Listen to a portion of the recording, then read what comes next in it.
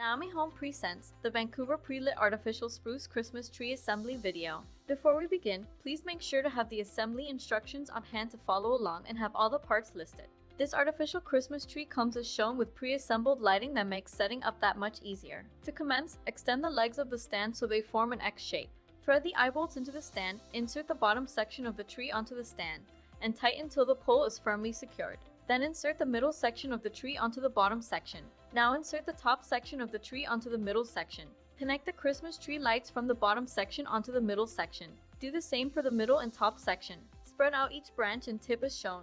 Fluff up the tree and fill in any gaps or holes, and the tree will look more full. And there you have it, your Vancouver Pre-Lit Artificial Spruce Christmas tree is complete and ready for use. Thanks for watching! Like, subscribe, and share for more Naomi Home content. You can find the product link and more in the description below.